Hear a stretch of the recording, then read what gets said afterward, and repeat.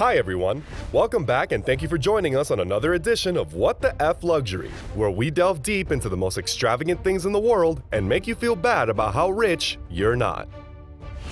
Today, we will be taking a look at the 10 richest people in the history of the world. This isn't just people that are alive today. Our countdown also includes people from history, with a calculation of how much they would be worth today. If you didn't feel poor before, you will after seeing the men in our countdown. And they weren't all from Western cultures. Keep watching to find out the exotic location that the richest people in history was from. We bet you haven't even heard of him, even though he traveled with thousands of people. But before we get to it, hit that subscribe button and the fine things in life might just be in your future after all. Squeezing into our countdown at number 10 is Englishman William the Conqueror, who had a net worth of around $230 billion. That's more than Jeff Bezos has today.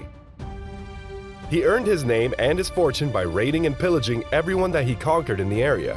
When he became king of English, he banned slavery and used his money to acquire land and build castles across Wales and England, many of which can still be visited today. He was also known for his expensive clothing and jewelry, which showed off his wealth even more. Coming in at number 9 is the richest Indian to ever exist.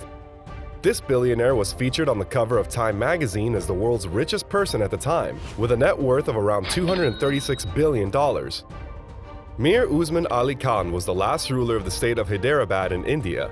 Uzman lived his life in two very different ways. On one hand, he was known for wearing the same hat his whole life, knitted his socks, donated his money to education, and ate off a tin plate.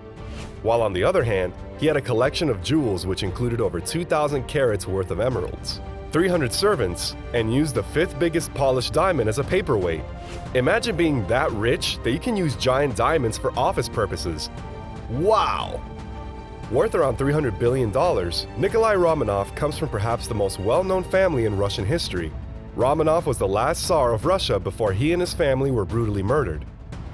Before his death, he earned a salary for his role as Tsar of 200,000 rubles, as well as receiving an additional allowance to spend on clothing. However, he often exceeded this greatly.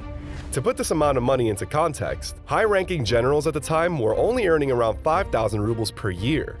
His coronation was the most expensive one in Russian history, during which he pardoned all civil debt for the whole country, made over 1 million precious metal medals for the occasion, had guests eating 5-course meals on 24 tons of gold and silver tableware, and a 1,200-strong choir to sing at the event.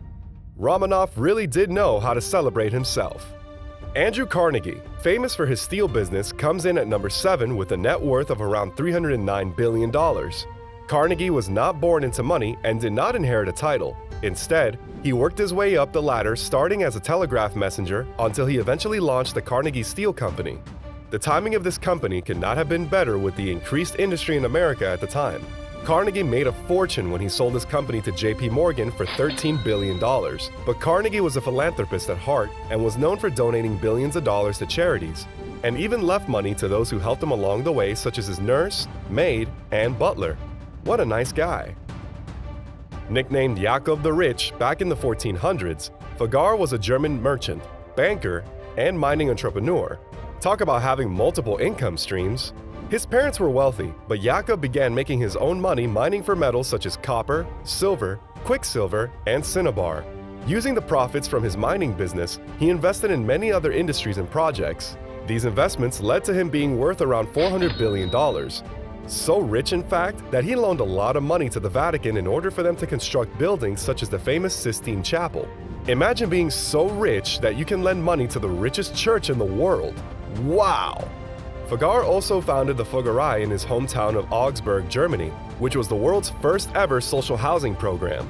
Families who were in difficult situations only had to pay 1 guilder per day to live there, which translates to about 88 cents today. This project is still housing families today and is Jakob Akbar's most important legacy. This is a public service announcement. Subscribe below and receive 7 years of good luck. Now, back to our regular programming.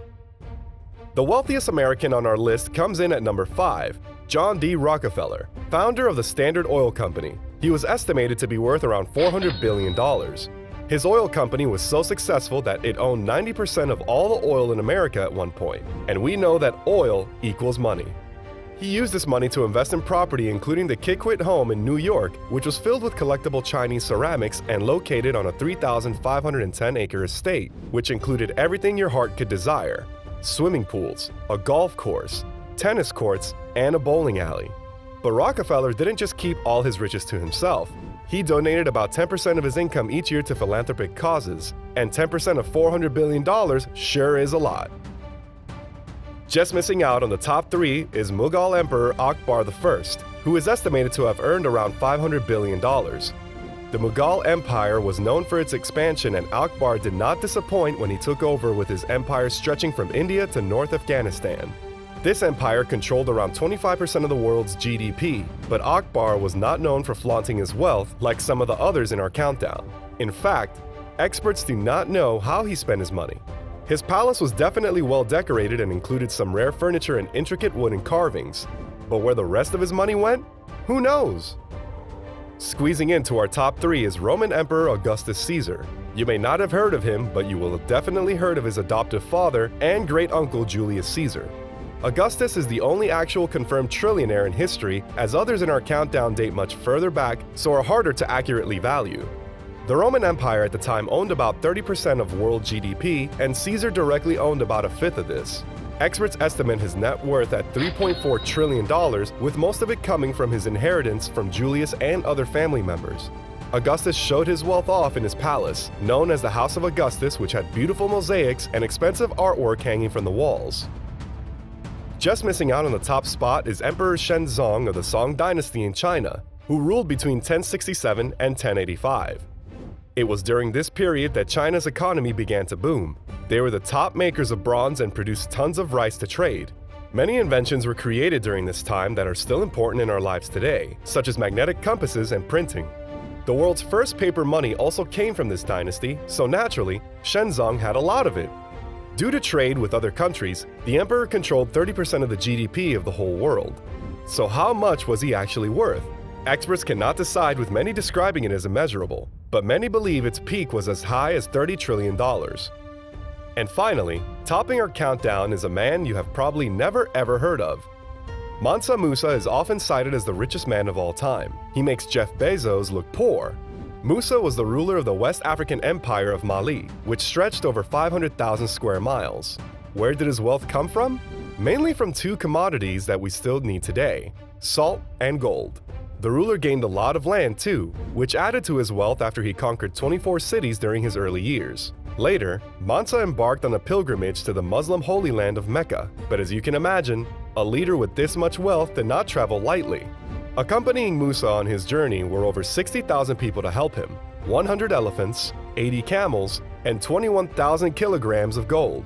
As you can imagine, this was quite a spectacle for the citizens of the towns he traveled to. When Mansa Musa reached Cairo, Egypt, he gave out so much gold to the local people that the value of gold in the city dropped dramatically. It took the region 12 years to recover. Imagine being that rich that you cripple an economy by giving out too much money. After his time in Mecca, Musa returned to his home and invested in building mosques and educational centers for the rest of his life. Where did all these riches end up after Mansa Musa died? Well, the region fell into a civil war, and later it was invaded by colonizers who exploited the country's resources, taking the riches for themselves. And that concludes our list of the 10 richest people in the history of the world. Which one would you most like to meet and why? Let us know in the comments below. Please don't forget to like and subscribe to receive updates and view the latest videos on luxury living and lifestyle around the world. Thank you guys again, and see you next time on What the F Luxury.